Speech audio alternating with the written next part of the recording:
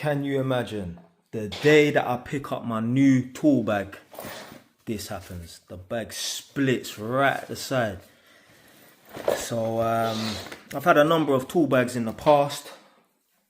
One being the CK Magma tool bag. Everyone knows that tool bag is notorious for the zips busting right here on the seams, like a bit like this. So this is what happened to this tool bag and that.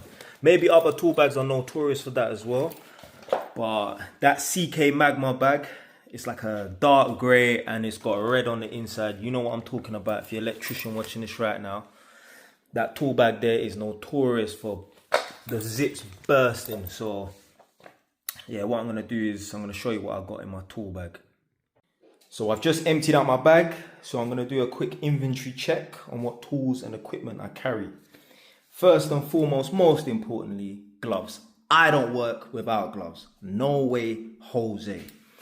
Tablet, clipboard, that's where all my paperwork and that goes. I always keep like a little box of screws and that just in case. Got my probes, got my crocodile clips for my tester. Got a torch just in case. This little long bar thing is for some of the meter cupboards. A lot of them don't have keys in that, so you put a long bar in. This is typically outside the tenant's house, like at the front door, a little side cupboard and that. Got a bunch of keys. They do all like the riser cupboards and that in the borough and some of the electric meter cupboards. Got 2 hacksaws.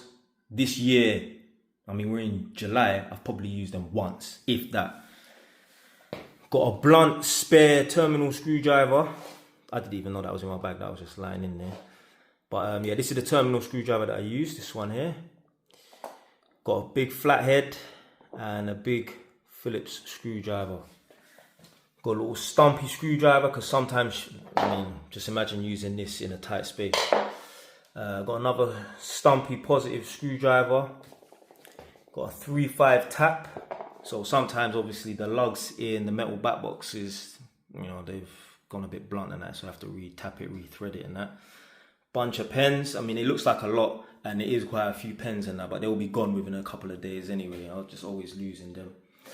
One thing that's missing as well, I use a Makita drill to unscrew the fuse board cover, but it's in, I think it's at my other house, yeah, so I ain't got it right here, but that will be going in my bag once I go back to my other house.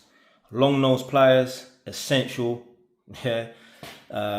Sometimes when I'm fitting smoke alarms and that, obviously there'll be a feed in, feed out. So you will have 2 tiny little cables to put inside of a terminal and that, and that's quite difficult. Some people call these side cutters, some people call these chompers. I think the correct term is side cutters if you search them on the internet and that. But you know what side cutters are, innit? These are chompers, man. These can cut tails, yeah. So I call them chompers.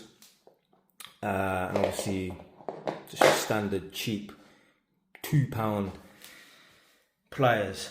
But to be fair, those pliers there, I probably used them once this year. I've had them for like 4 months or something like that. But the long nose pliers, that gets used every day. So to be fair, I could even just leave these in the car as a just in case. But yeah, that's all I carry really. So I've just unboxed the new bag and I bought exactly the same bag. The reason why I've bought exactly the same bag is because I know the previous bag can accommodate all my tools and equipment. If I buy another bag, then it might not be able to accommodate all my tools and equipment. I like to keep things simple. So I thought, you know what? The previous bag served me well. It could accommodate my tools and equipment. Just buy the same thing again. And it's cheap. I think I paid between 30 and 40 pounds. Between 25 and about 40 pounds. Lasted me a good, how long have I been on the contract? Been on a contract 4 years. So yeah, it lasted me a good, at least 3.5 years until it started to, you know, mash up and that. So yeah, man, if you don't want the link for it, I might just post up a link or something like that if you want to get the bag yourself. But yeah, good little money spent on this bag.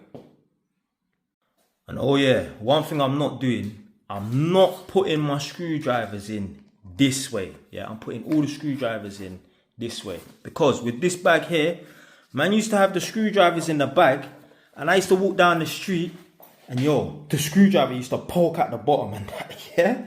That's even before this tour like that, yeah? It's before this tour like that. This tour like this today.